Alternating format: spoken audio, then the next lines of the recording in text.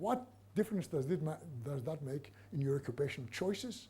And through these choices, what difference does it make on GDP?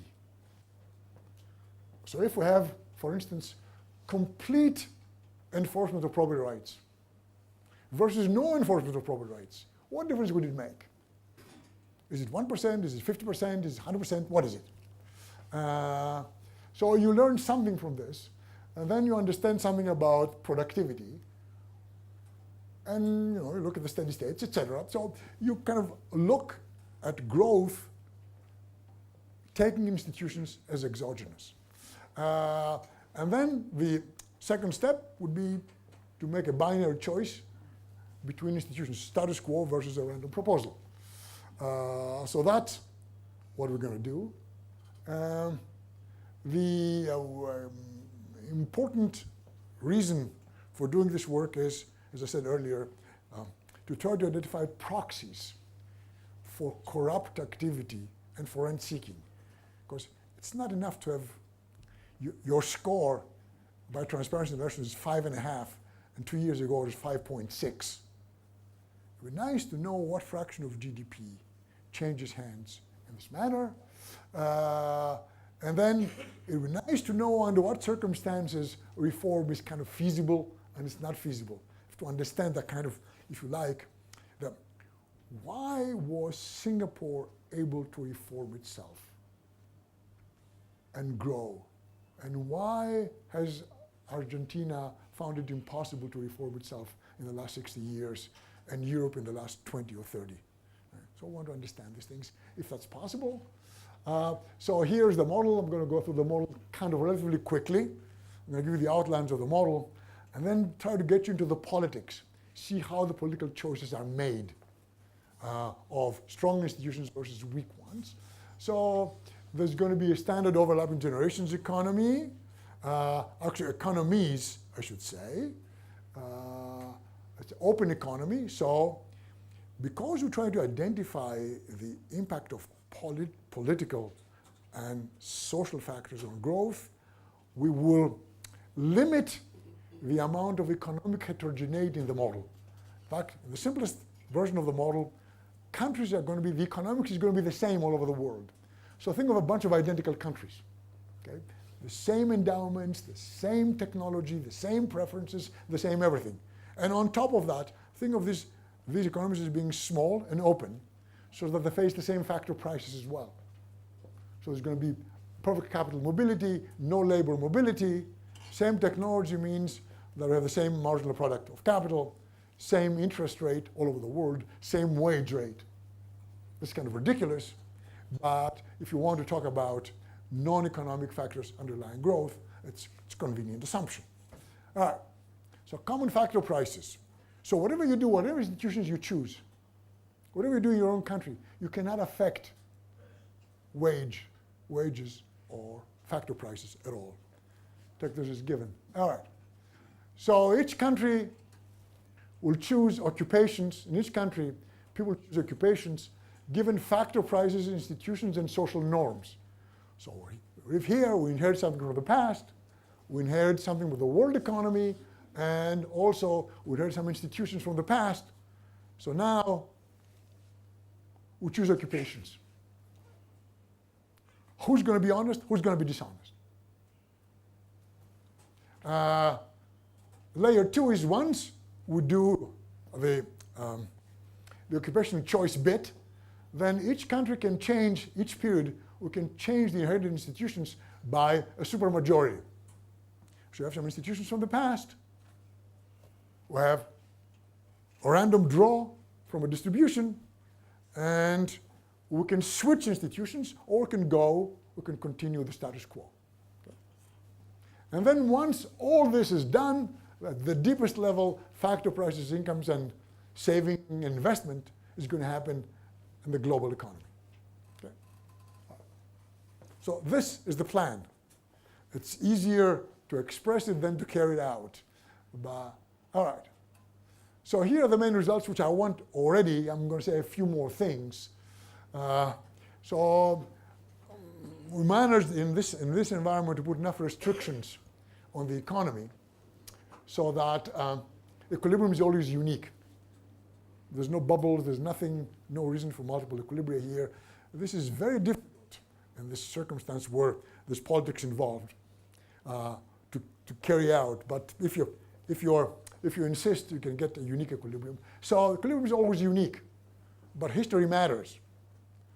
And history matters is that countries are identical, but their initial conditions are not necessarily the same. So the capital labor ratio may not be the same, even though world perfect capital mobility will force capital labor ratios into equality, but the institutions you inherit from the past are not the same. And the political system is not the same. So you draw from a distribution. If you inherit, even if you inherit a common status quo, if the initial status quo is the same, once you draw from a distribution, a reform proposal, some people will be luckier, have luckier draws, and they'll be able to reform. Some people who have unluckier draws, and maybe they will reform downward. Okay? So the politics is not the same. And that's going to distinguish one country from another. And we haven't thought about norms being different, but you could easily think about social interactions being different. You can think about some cultures being more traditionalist than others. You can think of the past as being more important for some nations, some societies, and less so for others. That's a possibility here. Okay, so what happens is there's going to be one or more steady states. In particular, if you have strong social interactions, which means you live in a traditional society, a strongly traditional society, you will have more than one stable steady state. This always happens in growth models with increasing returns or strong externalities. Because are strong, you're going to have good equilibrium, high income equilibrium, and a low income equilibrium. And in between, you're going to have an unstable equilibrium. Okay. So this is kind of something that comes here through here very strongly. So what happens is that there can be one or more stable steady states, and if so, let's split this idea into two. So we have individualist societies where social interactions are weak. So what happens in relatively individual societies is exactly what you expect. So if I ask you before I talked to guess what the result would be, you would guess them immediately. Okay? So in these societies where externalities are not strong, what happens is that there is equilibrium converges to a state where there's very little corruption, minimal corruption, and minimal rent-seeking. If institutions are strong enough, if society chooses, and I haven't told you how society chooses, because institutions for the time being are exogenous. So if you happen to choose strong institutions and keep them strong, you will converge to a good steady state with no corruption and high income. Hurrah, that's what we all want. All right. If you choose institutions that are weak and keep them weak, then you will converge to a state where corruption and rent-seeking are going to be maximal. Everybody who has a choice will choose to do the bad thing. Okay? There's some people who have no choice because they're no good as thieves. Okay? So they have to be honest. And there's some people who are no good as producers, so they have to be dishonest. But everybody who has a choice will choose to do the bad thing. And if institutions are neither strong nor weak, there's going to be some steady state in between. Okay? That's basically the idea. So now,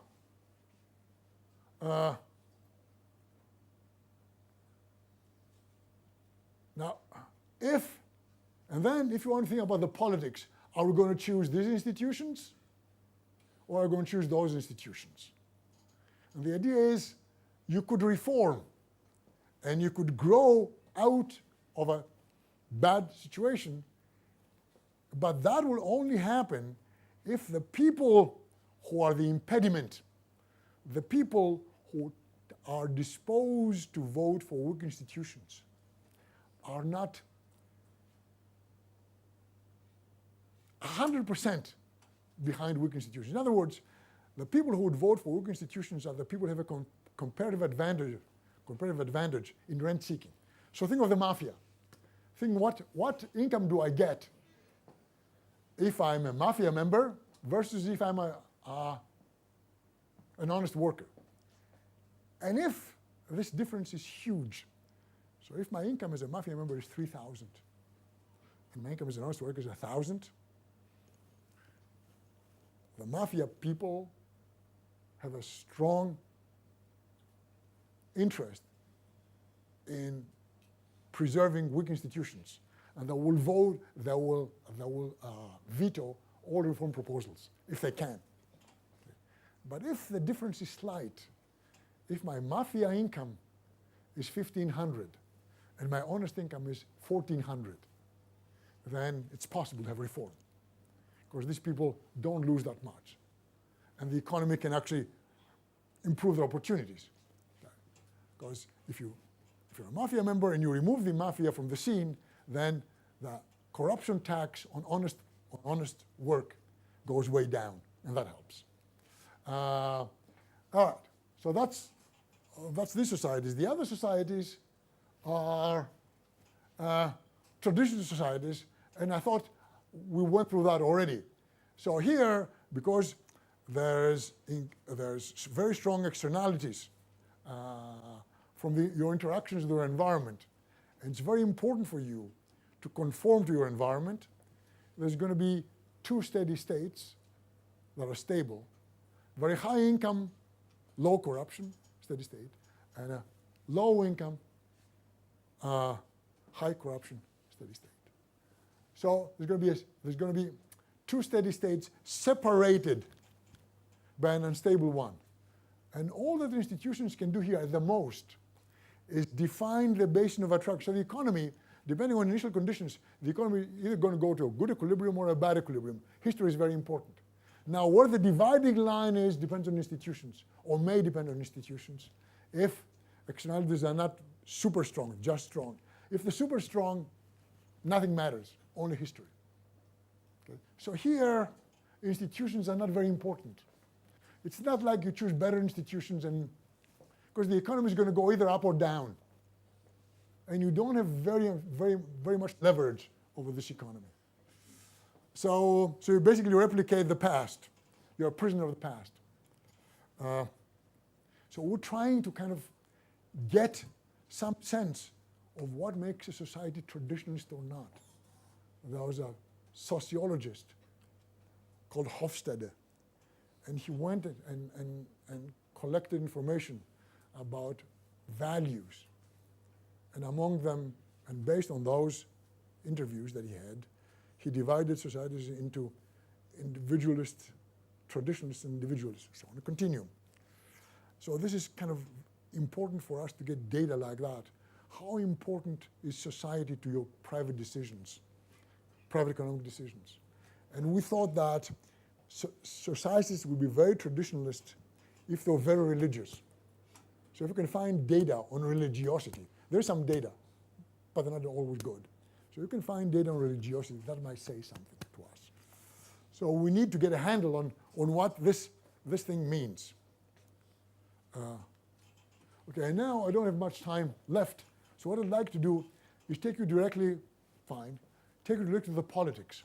Show you how a choice would happen. Okay, how society would choose between strong enforcement and weak enforcement. So let's go back here. I'll show you a picture, and I try to persuade you that this picture makes sense. I may or may not succeed. Okay, probably I will fail, but let me try anyway, because there are lots of steps I'm going to skip, and now there's going to be like many slides over. There's going to be a picture. This is kind of details of how people make individual decisions. That every individual decision, if you want to be an honest person, there's a wage you get as an honest person. But there's a probability that you're going to lose this wage to someone who's a thief. And this probability, or the income loss that you're going to experience, depends on how many thieves there are, predators, relative to prey. So if there's few prey and lots of predators, you're going to lose your shirt. However, you're going to meet a predator. And what happens between you and the predator in this model, when you meet one, depends on enforcement. If there are lots of cops around, the predator cannot take much of your income, maybe not at all, none at all. If there are no cops around, then you can lose all your income. But don't worry if you lose all your income. Or if the predator actually is not successful in taking away your income, don't worry, there's perfect insurance markets here. You can say, look, I'm a thief, but I failed at being a thief. Can I have my insurance, please? And everything works out just fine. Everything is public information. And there's no opprobrium being attached to being a thief. You can go and buy insurance and nobody says it's a thief, oh, rotten person. Nobody says this. Okay, so what happens is that this is an overlap. There's here things that define sets of equilibria and dynamics and all sorts of complicated things. But let's go to this picture, which I'll try to find for you, and then keep going. There we go. Okay. So now remember, this is an overlapping generations model in the diamond style. People work the first period of life when they're young, they retire the second period of life. So your lifetime income in this model, so your utility basically depends on your lifetime income, which depends on the wage rate, and depends on the interest rate and the taxes you pay. The interest rate is the world rate of interest. Okay? You cannot influence the world interest rate. You can choose any occupation you want, it's the same interest rate that you're going to face. So the only thing here that you can influence yourself through your occupational choice is your wage income after taxes. And the politics will define the taxes. The politics of the situation, the institutions will define what is the chance that you're going to lose your income to a thief, and what fraction of your income you're going to choose, you lose. And it also defines, depending on how many cops you decide to put on the street, if you're an honest producer, you will have to pay a tax to the government that will finance the cops on the beat. Okay? So there's a wage cost to enforcement, and this has to be paid for by productive individuals. And there's also another tax, which is the corruption tax or the rent-seeking tax that individuals pay. So societies decide which tax, more cops, therefore higher wage tax this way, or a higher corruption tax. There's a trade-off. Okay, so what you see here is, here there's going to be two groups of people.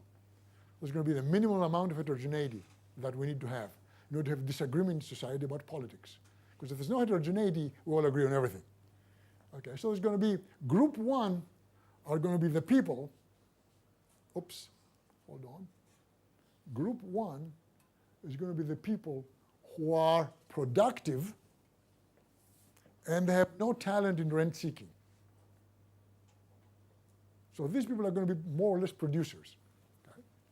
Okay? And group two are going to be people who have a choice. They can be producers or rent seekers. These people have a comparative advantage in rent seeking. They're not very good producers.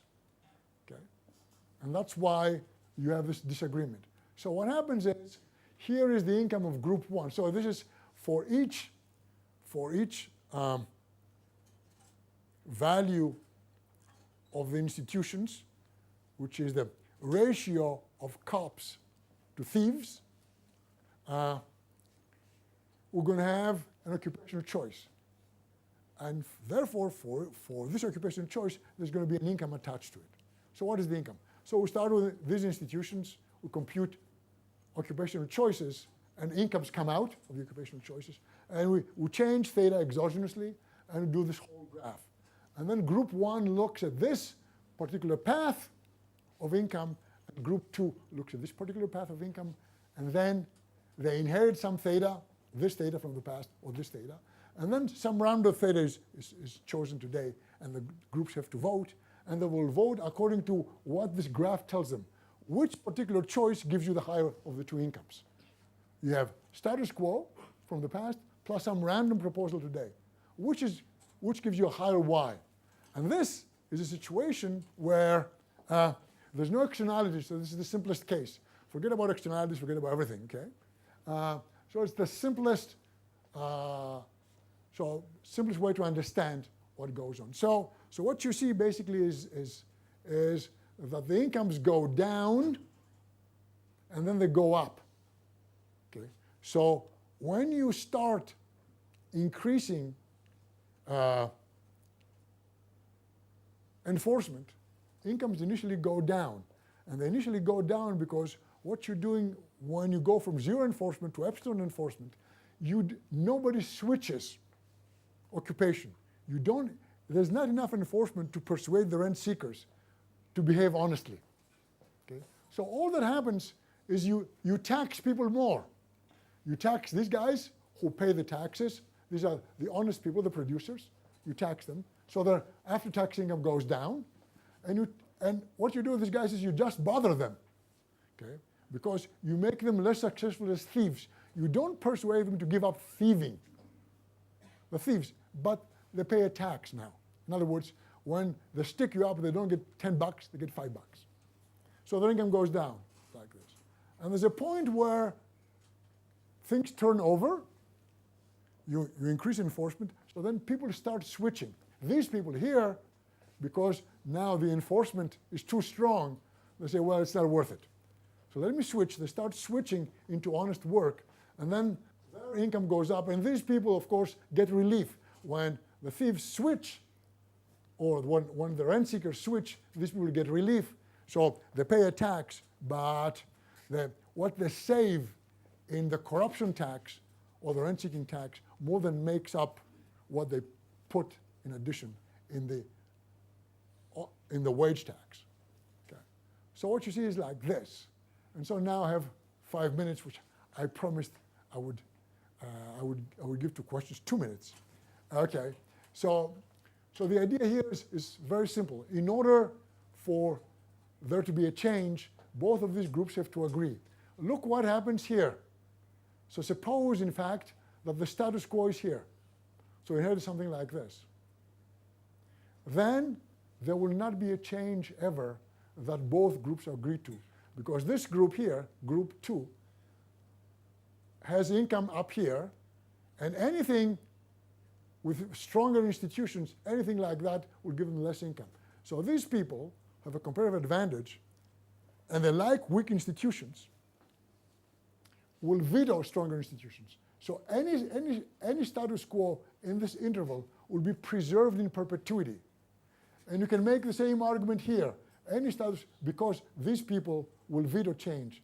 And here, if you go here, any change from here will be vetoed by the green group, by the green line, group 1, because that will reduce their income. Anything substantial weakening of institutions will reduce their income. So what you see is that the institutions here, bad ones, and strong ones here get preserved. And the only change you can have is in the middle. If you have institutions in the middle, there's a chance of reforming up or reforming down.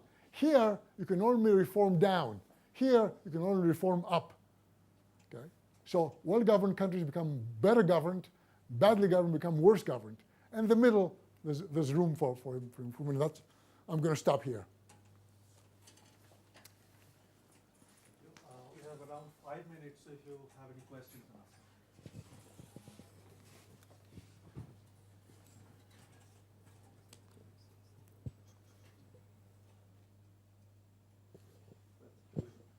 Why does that green line go down right from the beginning? Sorry. Why does that green line go down at the beginning? It's because you go from zero enforcement to some enforcement, and, Yep. therefore these are the people who pay the tax. These are the producers. But they get better enforced. Yes. So why does the tax always... But they don't get much better enforced because the amount of enforcement you put in is not enough to persuade these people to switch. So everybody who was a thief at zero enforcement is also a thief at tiny enforcement. Okay. Now, it's true. It's because I have two types. So there is